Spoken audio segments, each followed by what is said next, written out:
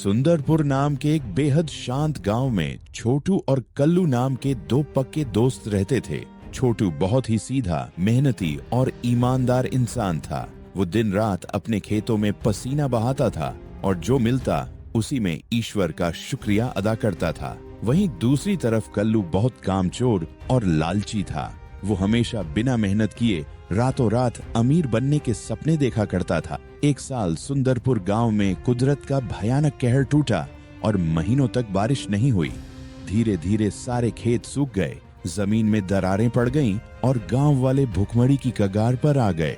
एक दिन दोपहर की तपती धूप में सूखे खेत की मेड़ पर बैठकर दोनों दोस्त अपनी किस्मत पर बात कर रहे थे। अरे छोटू के धूल उड़ा रिया से खेता में, नू तो हम भूखे मर जावेंगे रे। इस सूखे खेत में बैठकर रोने से पेट कोनी भरेगा भाई। कोई ऐसा तरीका ढूंढना पड़ेगा जिससे रातों रात ढेरों पैसा मिल जाए और हमारी गरीबी दूर हो जाए। देख कल्लू, मेहनत ते बड़ा कोई धर्म को नहीं हुंदा। आज कुदरत हमसे रूठी है तो कल मेहरबान भी होगी। भोले बाबा पर भरोसा रख, सब्र का फल हमेशा मीठा होता है भाई। लेकिन कल्लू गुस्से से तिल मिला उठा और उसने छोटू को डांटते हुए अपनी योजना बताई। मन्ने नहीं चाहिए तहारा ये सब्र। मन्ने रे गांव के पार घने जंगल में जो सैकड़ों साल पुराना बरगद का पेड़ से उसके बारे में पता चला है। कहते हैं वो पेड़ जादुई है और हर मनोकामना पूरी करे से। मैं तो आज ही उस पेड़ के पास जाऊंगा।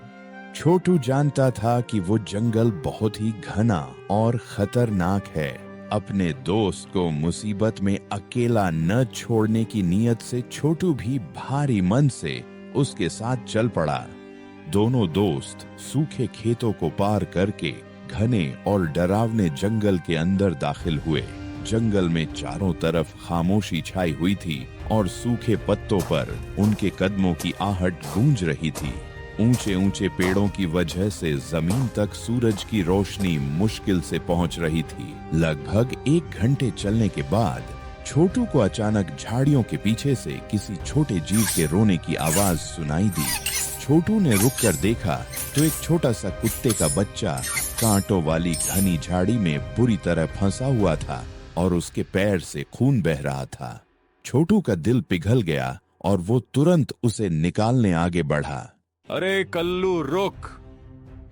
नू देख, बेचारा पिल्ला कांटों में फंसा है, दर्द से रो रहा है। रुक, मैं पहले इसको बाहर निकालता हूं। कल्लू का गुस्सा 7वें आसमान पर पहुंच गया। वो जल्दी से जल्दी जादुई बरगद के पास पहुंचकर अमीर बनना चाहता था। उसने छोटू का हाथ झटका। छोड़ रे, इसने फालतू का वक्त क्यों खराब करे से। तन्ने उस जादुई पेड़ के पास जल्दी पहुंचना से या इस पिल्ले के धूरे बैठना से। तू आगे चल, नहीं तो कोई और सब कुछ मांग लेगा। छोटू ने कल्लू की बात नहीं मानी। उसने बड़े प्यार से एक एक कांटा हटाया और पिल्ले को बाहर निकाल लिया। छोटू ने अपने अंगोछे से कपड़ा फाड़कर बच्चे के पैर पर पट्टी बांधी और उसे छांव में बिठा दिया। तू आगे चल कल्लू, मैं इसको पानी पिलाकर तेरे पीछे पीछे तुरंत आता हूं। किसी लाचार की मदद करना समय की बर्बादी नहीं होती। छोटू ने पिल्ले को सुरक्षित जगह पर रखा और दौड़कर कल्लू से जा मिला। काफी दूर चलने के बाद दोनों जंगल के बिल्कुल बीचों बीच पहुंचे। वहां एक विशाल काय, चमकदार और रहस्यमयी बूढ़ा बरगद का पेड़ खड़ा था। उसकी डालियों से नीली और सुनहरी रोशनी निकल रही थी। अचानक उस पेड़ के तने पर एक चेहरे की आकृति उभरी और पूरे जंगल में एक भारी और गंभीर आवाज गूंज उठी। कौन हो तुम दोनों और इस घने सुनसान जंगल में किस नीयत से आए हो? पेड़ की आवाज सुनकर कल्लू का दिल तो धड़कने लगा, लेकिन उसका लालच डर पर भारी पड़ गया। वो तुरंत आगे बढ़ा और हाथ फैलाकर चिल्लाया। अरे दादा, मन्ने तो बहुत सारा सोना और खजाना चाहिए। पूरे गांव में सबसे अमीर बना दे मन्ने, ताकि मन्ने कभी खेत में मेहनत न करनी पड़े। बूढ़े बरगद ने कल्लू के लालची चेहरे को देखा और फिर पीछे खड़े नम्र छोटू की तरफ रुख किया। और तुम छोटू, तुम इतने शांत क्यों खड़े हो? तुम इस जादुई पेड़ से क्या मांगना चाहते हो? छोटू ने आगे बढ़कर बूढ़े बरगद के सामने हाथ जोड़े और बड़ी नम्रता से बोला, बाबा, मन ने अपने लिए कुछ कोनी चाहिए।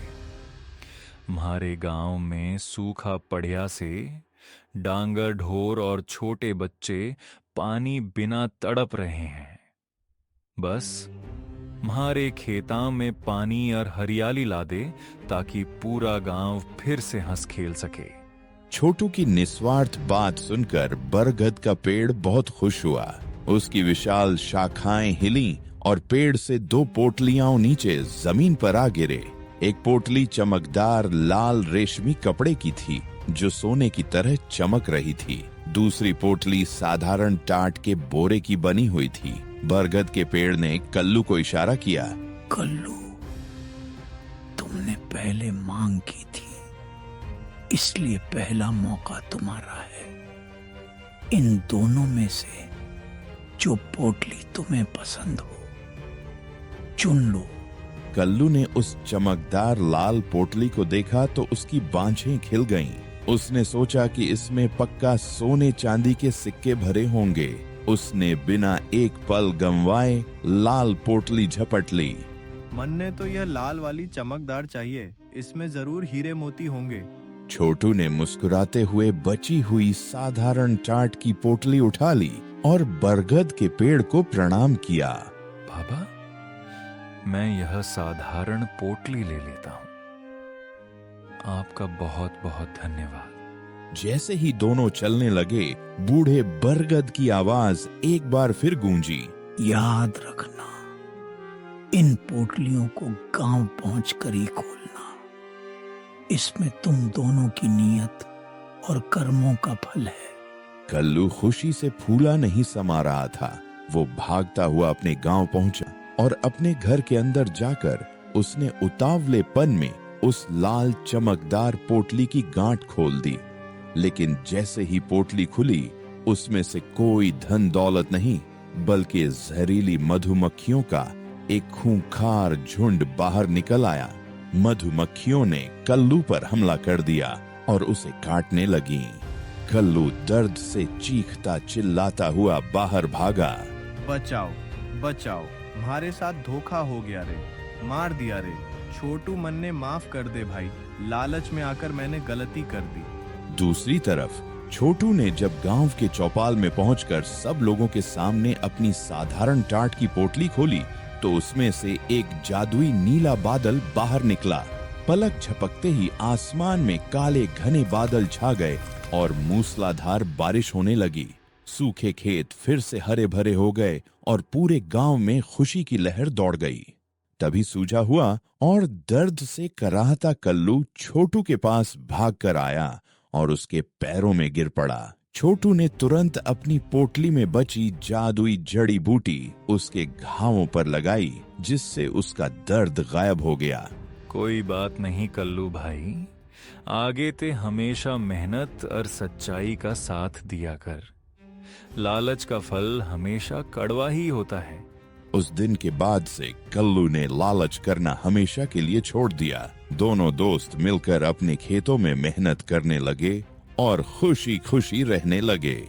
कहानी की सीख। इस कहानी से हमें यही सीख मिलती है कि लालच का अंजाम हमेशा बुरा होता है और सच्ची नीयत से किया गया काम पूरे समाज का भला करता है।